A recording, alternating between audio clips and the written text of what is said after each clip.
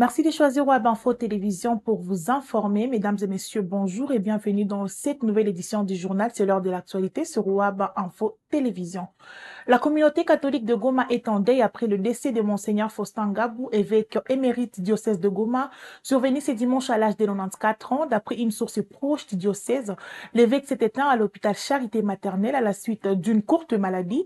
Cette disparition représente une perte significative pour la province du Nord Kivu, qui voit partir une figure emblématique de l'Église catholique, un acteur spirituel majeur de la région. Nos sincères condoléances à la communauté catholique.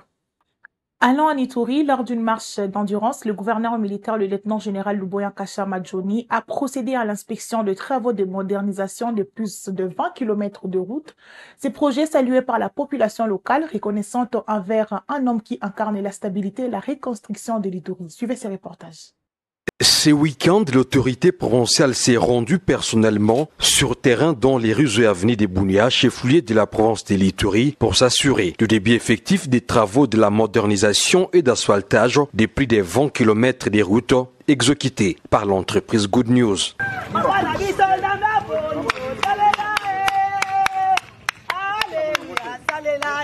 Profitant de son activité sportive hebdomadaire du samedi, le gouvernement militaire a parcouru à pied plusieurs artères de la ville en pleine réhabilitation. Une manière concrète de joindre l'utile à l'agréable.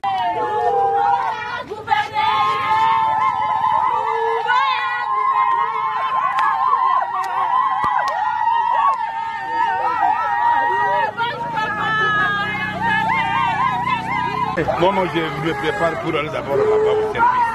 Quand vous voulez passer, je voulais quand même vous saluer. Félicitations pour tout ce que tu as déjà fait pour l'Ituri. Que Dieu vous bénisse. Sur son passage, des cris de joie, des chants et des ovations ont fusé de la part de la population massée le long des trottoirs. Les habitants expriment ainsi leur satisfaction de voir enfin se concrétiser le rêve d'un Bunia moderne et propre avec des routes dignes d'une grande ville. Félicitations Nalola Pambola ye. Azala mutu munene mwana treza Luboya Chodiko. Zamba bakisele lisusu, amatise lisusu. Ces travaux d'asphaltage s'inscrivent dans le cadre de la vision présidentielle du développement, à la base appuyée localement par les gouvernements militaires de l'Ituri. Pour beaucoup, ces chantiers symbolisent un nouveau départ pour Bunia, ville longtemps marquée par les défis sécuritaires, mais désormais tournée vers la paix et l'amour.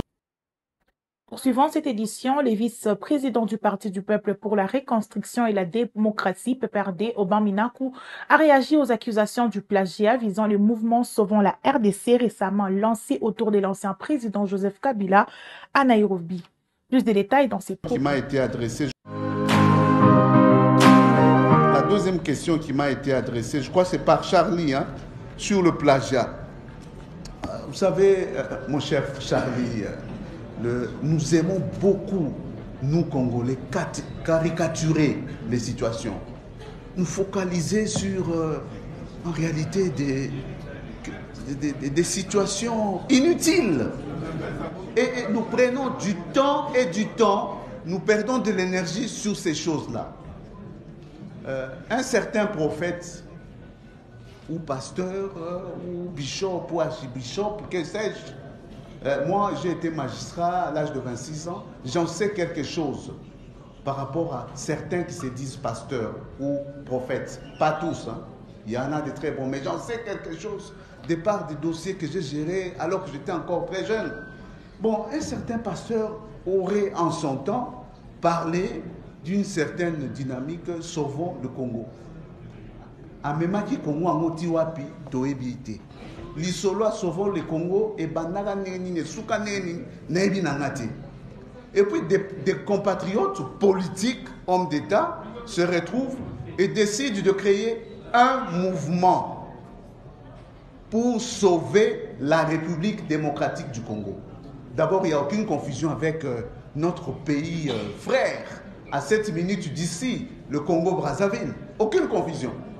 C'est un mouvement des politiques, un mouvement, parti politique, regroupement politique, association et tout ça, mais pour une fin précise, une fin politique, dialogue national inclusif, pas de changement de constitution, élection, dans une dynamique démocratique, donc pas de violence.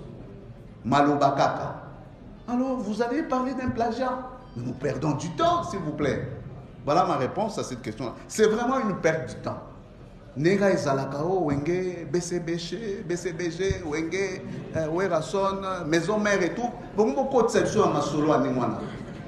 Ça ne nous intéresse pas. Ceux qui veulent bien polémiquer, encore qu'il faut bien définir scientifiquement ce que signifie un plagiat. Lors de la 64e réunion du Conseil des ministres tenue à Kinshasa, la première ministre Judith Suminwa Tuluka a insisté sur le respect rigoureux de la chaîne des dépenses publiques, une démarche visant à protéger le pouvoir d'achat. Suivez ces reportages.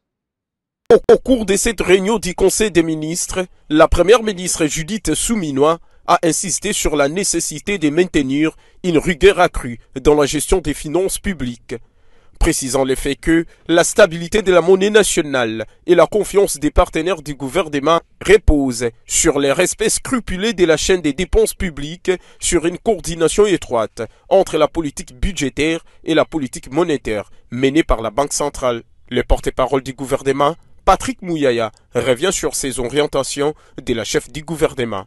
La première ministre a tenu à souligner que l'arrêté interministériel du 20 décembre 2024 a consacré le manuel revisé à titre transitoire des procédures et du circuit de la dépense publique. Ces documents constituent une référence commune. Il définit avec précision les étapes de la dépense publique, à savoir engagement, liquidation, ordonnancement et paiement fondés sur le plan d'engagement budgétaire et le plan des trésoreries. Ces rappels intervient dans un contexte économique où le gouvernement affiche sa volonté de renforcer la discipline budgétaire et de préserver la stabilité macroéconomique du pays. Le gouvernement entend ainsi consolider les mécanismes de contrôle financier et promouvoir une gestion responsable. À la suite de cette édition du journal, la ministre d'État, ministre des Hydrocarbures, Akasia Bandumbola, a présidé ce samedi 25 octobre 2025 une réunion stratégique avec les responsables des sociétés pétrolières opérant en RDC. Plus de détails dans ces reportages. Une importante réunion avec les responsables des sociétés pétrolières a eu lieu ce samedi 25 octobre 2025 sous la conduite de la ministre d'État, ministre des Hydrocarbures, Akasia Bandumbola Mbongo. L'objectif de cette réunion était d'identifier les causes, discussions entre les différents logisticiens fournisseurs et différents acteurs du marché pour trouver une solution rapide à cette crise, et la société Lerexcom Petroleum a été instruite d'appuyer la CEP Congo. Interrogé, tous les responsables de sociétés pétrolières démentent qu'il n'y a pas à pénurie et appellent la population à être calme. Son Excellence, Madame la ministre d'État a tenu à organiser cette réunion pour faire le point sur la situation tendue sur le plan de l'approvisionnement en produits pétroliers de la ville de Kinshasa. Et cette réunion a eu pour objectif principal d'identifier les causes et d'encourager les différents acteurs à faire leur travail.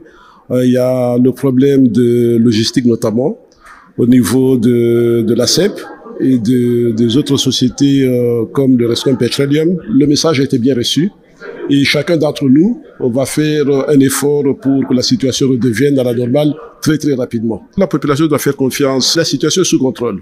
Je crois que il y a une situation certes un peu tendue, mais la situation est sous contrôle. La société doit se tranquilliser et je suis sûr que d'ici quelques heures, si pas 1 ou 2 jours, la situation va devenir tout à fait normale. L'objet de la réunion, c'était la tension qui est observée ces derniers jours sur les stocks et une discussion entre les différents logisticiens, les fournisseurs et les différents acteurs du marché pour trouver une solution rapide à cette crise et apporter une solution concrète pour résoudre dans un temps record cette situation ponctuelle que le marché subit. Notre apport logistique dans le corridor, il est principalement axé sur notre flotte en propre et en location, notre capacité, notre expertise sur le corridor routier. Donc effectivement, dans cette situation particulière, nous allons déployer tous les efforts nécessaires pour venir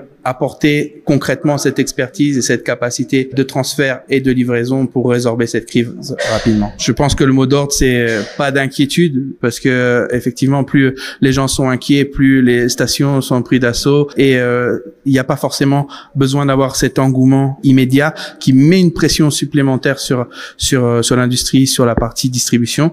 Il faut laisser les logisticiens travailler comme ils le doivent avec l'ensemble des fournisseurs. Une solution est en train de trouver et on va avancer rapidement. Les décisions ont été prises.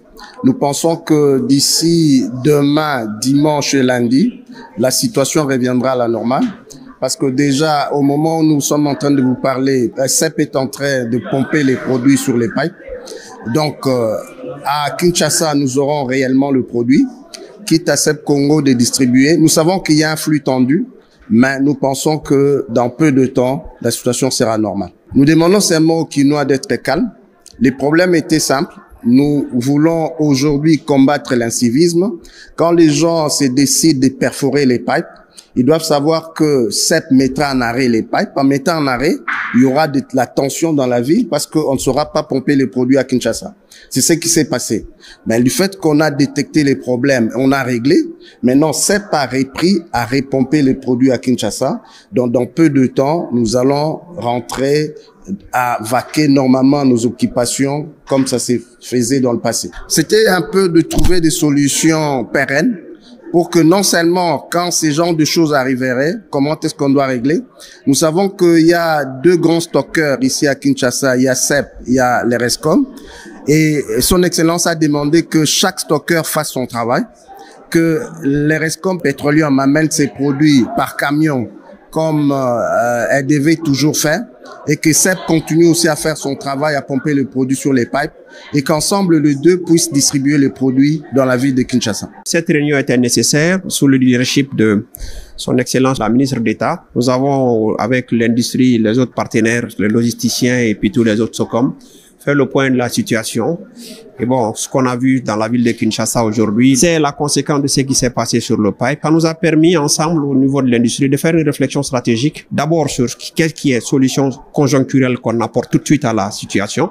Et aussi, en même temps, d'amorcer une réflexion structurelle sur ce qu'il faut et pour pallier à ces genres d'incidents qui aujourd'hui, comme le DGA de Kobil vient de le dire, il y a un incivisme, mais il faut qu'il y ait un travail de sensibilisation. Donc nous comptons sur les gens de la presse pour nous aider à ces efforts de sensibilisation, pour que les gens comprennent que chaque acte qu'on pose peut avoir des répercussions. Déjà, nous tenons à préciser que LP est un partenaire par excellence du ministère des Hydrocarbures. Dans le cadre de ce partenariat, nous allons travailler en synergie avec les terminales CEP Congo pour venir en renfort, de manière à ce que nous puissions ouvrir un corridor spécial, sécurisé pour pouvoir transférer du produit. Comme on l'a mentionné tout à l'heure, il n'y a pas de rupture de stock, il n'y a pas de cas de pénurie. Nous avons une grande couverture en produits pétroliers dans le pays.